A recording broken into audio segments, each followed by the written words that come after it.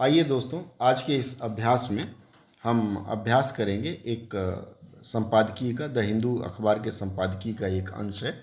इसके अनुवाद का अभ्यास करेंगे और साथ में हम कुछ शब्दों के बारे में भी जानकारी लेने का प्रयास करेंगे कि यह शब्द कैसा है और कैसे और क्यों यहाँ इसका प्रयोग हुआ है। इस अंश का शीर्षक है वर्किंग सेफली। वर्क मतलब काम करना और आईएनजी लगाया है, इसका मतलब कंटिन्यूअस हो जाता है, प्रेजेंट कंटिन्यूअस टेंस में है। और सेफली का मतलब हो गया सुरक्षित, इसका अर्थ निकलेगा सुरक्षित काम करना। अगली पंक्ति है employers should see the value of reduced attendance and encourage staff protection. Employer, यह जो एम्प्लॉयर शब्द है इसका अर्थ होता है नियोक्ता। नियोक्ता अर्थात जो काम देता है, जैसे कंपनी का मालिक या फैक्ट्री का मालिक।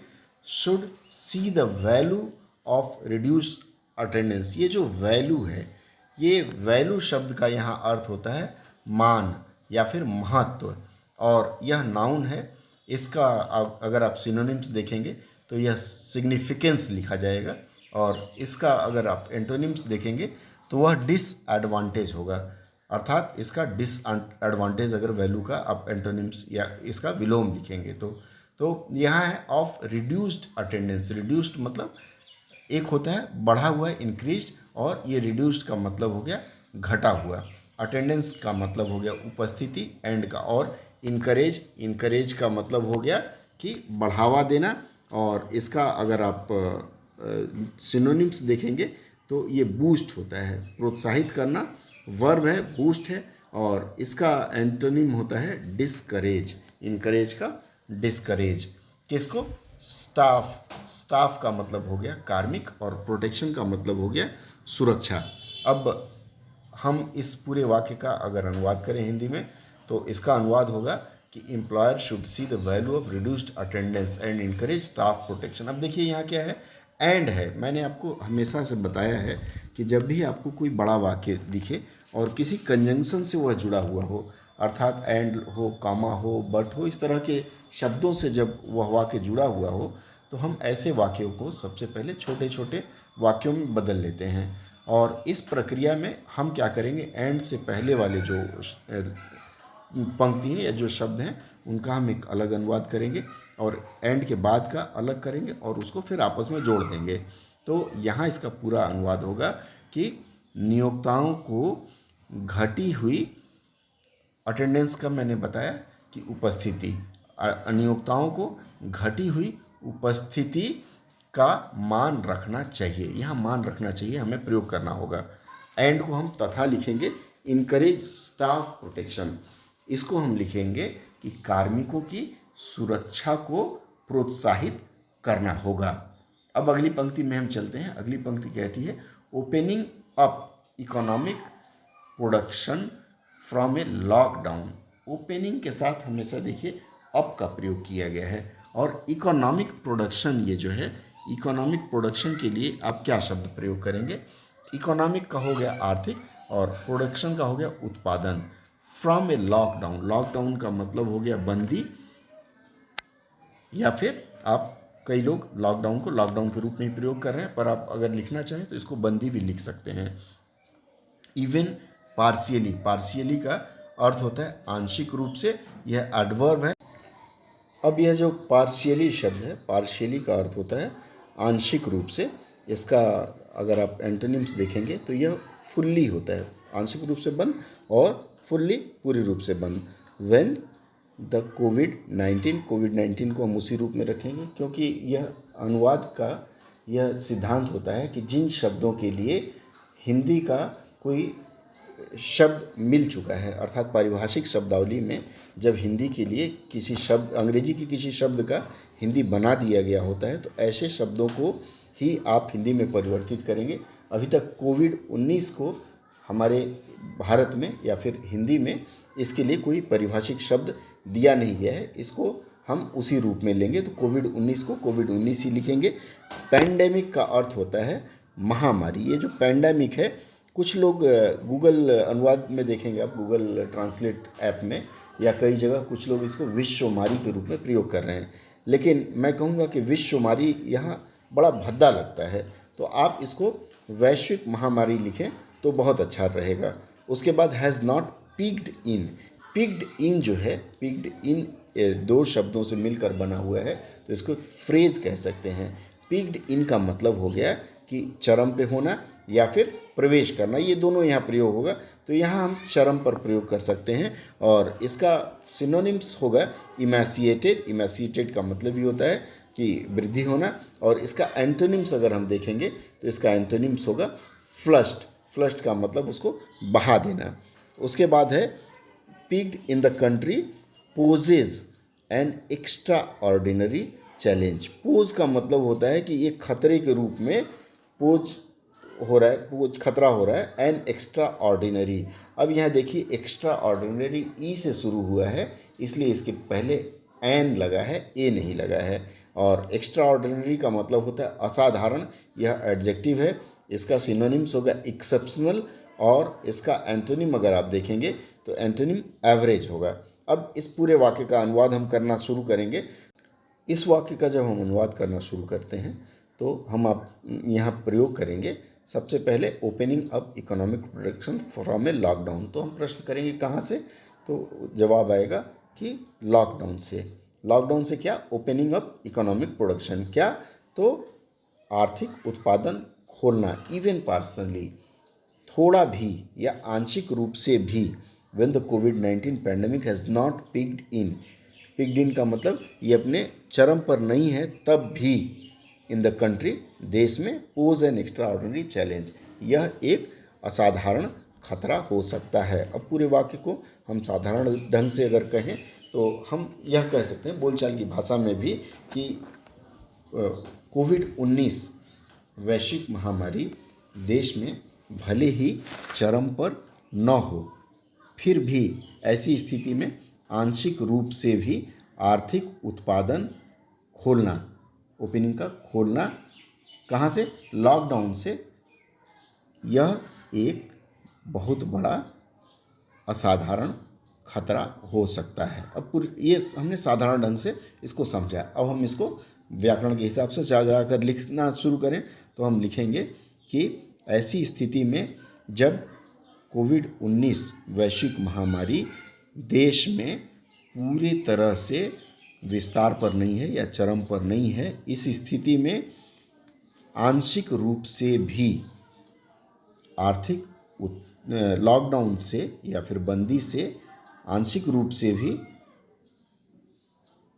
आर्थिक उत्पादन खोलना एक बहुत बड़ा या फिर असाधारण खतरा बन सकता है। चलिए अब हम अगले वाक्य की तरफ बढ़ते हैं। अगला वाक्य कहता है countries around the world are focusing on making the workplace safe, comma, and issuing guidelines to help workers return to their jobs. अब ये जो वाक्य है इसमें हम अलग अलग पहले शाब्दिक अर्थ निकाल लेते हैं। एक बार शाब्दिक अर्थ, हर शब्द का अर्थ जब हम निकाल लेंगे तो हमें वाक्य का सृजन या वाक्य को सजाना बहुत आसान लगने लगेगा। कंट्रीज़ का मतलब हो गया देश, अराउंड द वर्ल्ड, पूरे विश्व में। अराउंड का मतलब होता है चारों तरफ, और द वर्ल्ड मतलब विश्व। अगर इसको हम लिखेंगे विश्व के चारों तरफ तो यह सही वाक्य नहीं बनेगा, तो इसलिए हम लिखेंगे पूरे विश्व के देश या फिर विश्व के समस्त देश आर फोकसिंग, फोकस कर रहे हैं, अर्थात अपना ध्यान केंद्रित कर रहे हैं। कहाँ ध्यान केंद्रित कर रहे हैं? On making the work place. Work place का अर्थ होगा यहाँ कार्यस्थल। सेफ, सेफ का मतलब हो गया सुरक्षित, मेकिंग का मतलब सुरक्षित बनाने में, कॉमा, उसके बाद एंड है, एंड का मतलब हो गया और। इशूइंग, इशू का मतलब हो गया यहाँ जारी करना। गाइडलाइंस, गाइडलाइंस को दिशा निर्देश कहेंगे। टू हेल्प, किसको मदद करने के लिए? वर्कर्स, वर्कर्स का मतलब हो गया श्रमिकों को या फिर कर्मचारियों को। Return to their jobs, return का मतलब वापस लौटने में, कहाँ? अपने जॉब में। जॉब का मतलब हो गया अपने काम पर। अब जब यह वाक्य आप इस वाक्य के हर शब्द का अर्थ आप हिंदी में समझ गए, तो चूंकि हिंदी में आप अनुवाद करने जा रहे हैं तो यह आपके लिए बहुत आसान होगा कि एक बार अर्थ समझ लें तो हम वाक्य विन्यास को हिंदी के व्याकरण के अनुसार ठीक करते चलेंगे। अब इसको आप फिर से अनुवाद जब करने जाएंगे तो मैंने आपको बताया कि एंड है, कॉमा है, वहाँ से आप पहले तोड़ लीजिए, उसके बाद उस रूप में उसका अनुवाद करिए और अनुवाद करने के बाद उसको फिर से ले आकर के उसी के रूप में आप सजा लीजिए। तो सजाने के लिए फिर से शुरू करते हैं। कंट्रीज अराउंड द वर्ल्ड, इसको हम लिखेंगे पूरे विश्व के देश।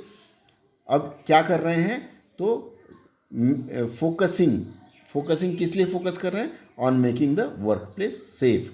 तो वर्क किसको सुरक्षित करने की बात कर रहे हैं, तो कार्यस्थल को। तो अब हम इसको लिखना शुरू करेंगे कि विश्व के समस्त देश या विश्व के सारे देश या विश्व के देश, आप जो लिखना चाहें वो लिख लीजिए।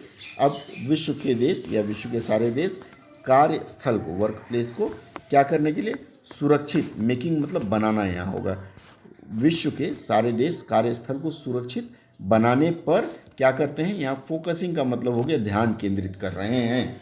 इसका पूरा अनुवाद करेंगे तो विश्व के सारे देश कार्यस्थल को सुरक्षित बनाने पर ध्यान केंद्रित कर रहे हैं। एंड और या तथा लिखें तो ज़्यादा अच्छा रहेगा। Issuing guideline to help workers return to their job. अब यहाँ कर्ता ढूंढेंगे किसको लौटने के लिए, हालांकि वह कर्म हो जाएगा क्योंकि ये जो देश है, कंट्रीज अराउंड द वर्ल्ड, कौन कर रहा है जब आप प्रश्न करेंगे तो विश्व के देश आ जाता है। और किसके लिए जब आप करेंगे तो वर्करों के लिए, वर्कर अर्थात श्रमिक या कार्मिकों के लिए। तो अब यहाँ से हम इसका करेंगे। इशू का मतलब मैंने बताया जारी करना, गाइडलाइन दिशा निर्देश, to help worker return to their job, कार्मिकों को अपने काम पर वापस लौटने में, हेल्प का मतलब हो गया सहायता करना, सहायता करने के लिए दिशा निर्देश बनाने में क्या कर रहे हैं, ध्यान केंद्रित। हमने पहले लिख दिया तो दोबारा लिखने की जरूरत नहीं। अब पूरे वाक्य को जब एक बार फिर लिखेंगे तो आप यही लिखेंगे कि विश्व के सारे देश कार्यस्थल को सुरक्षित बनाने और श्रमिकों को उनके कार्य पर लौटने के लिए दिशा निर्देश बनाने की ओर अपना ध्यान केंद्रित कर रहे हैं। यह पूरा अनुवाद इस वाक्य का हो गया। अब अगले वाक्य की तरफ हम चलते हैं। रिड्यूसिंग, यह जो वाक्य यहाँ से शुरू होता है, reducing the number of people present at any given time is a universal principle. अब जो देखिए यहाँ यूनिवर्सल है, यूनिवर्सल को आप, यूनिवर्स से यूनिवर्सल आए, यूनिवर्स का मतलब होता है विश्व या फिर ब्रह्मांड होता है, लेकिन यहाँ जो यूनिवर्सल लिखा गया है, इस यूनिवर्सल का क्या मतलब होगा, यहाँ इस यूनिवर्सल का मतलब होगा सार्वभौमिक। यह एडजेक्टिव है और इसका यदि आप सिनोनिम्स देखेंगे तो यह ग्लोबल कह सकते हैं या फिर ब्रॉड कह सकते हैं। ग्लोबल जब आपको वैश्विक अर्थ है, लेकिन यहाँ वैश्विक नहीं, सार्वभौमिक मतलब सबके लिए हो रहा है, तो यहाँ ब्रॉड होगा। और इसका एंटोनिम्स अगर आप देखेंगे तो लिमिटेड होगा। उसके बाद एक कॉमा, इधर का अर्थ होता है चाहे या तो, थ्रू का मतलब होता है के माध्यम से, क्या है, रिसॉर्ट टू शिफ्ट, रिसॉर्ट। ये जो रिसॉर्ट शब्द है इसके विभिन्न अर्थ निकलते हैं। अब यहाँ आपकी समझदारी ये होती है कि अनुवाद करते समय आप शब्द को किस रूप में प्रयोग करते हैं, क्योंकि संदर्भ के अनुसार, मैंने पिछले वीडियो में ही बताया था कि संदर्भ के अनुसार शब्द का चयन बहुत महत्वपूर्ण होता है, विशेषकर अनुवाद में। अगर आप संदर्भ के अनुसार नहीं लेते हैं, अब जैसे ये रिसॉर्ट है, रिसॉर्ट का मतलब कई जगह आनंद का स्थान भी हो जाता है और एक तरह से होटल वगैरह के लिए भी इसका प्रयोग करते हैं। लेकिन यहाँ होटल के लिए होटल लिख देंगे तो आपका अनर्थ हो जाएगा, वाक्य गलत हो जाएगा। यहाँ रिसॉर्ट का मतलब होता है यह क्रिया है और वर्ब होता है, वर्ब मतलब नाउन, इसका हिंदी होगा सहारा लेना। आप सिनोनिम्स देखेंगे तो टेक होगा, और आश्रय लेना भी आप इसको कह सकते हैं। रिसॉर्ट टू शिफ्ट, अब ये जो शिफ्ट है, शिफ्ट के भी कई अर्थ मिलेंगे। शिफ्ट का मतलब हट जाना, एक जगह से हट जाना, दूसरी जगह पे जाना। ये मुख्य रूप से नाउन है, संज्ञा है। और शिफ्ट का मतलब परिवर्तन भी होता है, लेकिन चूँकि जब आप फैक्ट्री के काम की बात कर रहे हैं तो फैक्ट्रियों में काम शिफ्ट में होता है, वहाँ पाली बोलते हैं। मतलब एक सुबह शिफ्ट में आया, एक दोपहर में और एक रात में, इस तरह से वहाँ शिफ्ट होता है। अन्यथा अन्य शब्द की तरफ जब आप बढ़ेंगे तो आपका अनुवाद फिर यहाँ गलत हो जाएगा। फिर उसके बाद कॉमा है, और arrangement to enable employees to work from home. मतलब क्या इनको उपाय करना है, या तो शिफ्ट में आ जाएं, पाली में, कोई सुबह आ जाए, कोई शाम को आ जाए, कोई दोपहर आ जाए, कोई रात को आ जाए, और नहीं तो अरेंजमेंट का मतलब यहाँ होगा व्यवस्था करना, ताकि इनेबल मतलब कर सकें एम्प्लॉयज़ कार्मिक टू वर्क फ्रॉम होम, अर्थात कार्मिकों को, इनेबल का मतलब समर्थ करना, तो कार्मिकों को घर से काम करने में समर्थ करने की व्यवस्था करना। तो अब इस वाक्य को फिर से हम सजाकर लिखने की कोशिश करें। तो यहाँ आप कर्ता ढूंढेंगे, कर्ता क्या होगा? जी हाँ बताइए। कर्ता यहाँ देखिए, आप देखेंगे तो इस वाक्य में कर्ता नहीं मिल रहा है, क्योंकि कर्ता पहले से ही कंट्रीज अराउंड द वर्ल्ड, जब कोई बड़ा वाक्य होता है तो कर्ता पहले वाक्य को लेकर के या पहले वाक्य के शब्द में हो जाते हैं। तो reducing the number of people presented in any given time is a universal principle इधर थ्रू। अब हम इसको यहाँ से शुरू करेंगे, इधर थ्रू रिसोर्ट टू शिफ्ट और अरेंजमेंट टू इनेबल। हम यहाँ से शुरू करते हैं।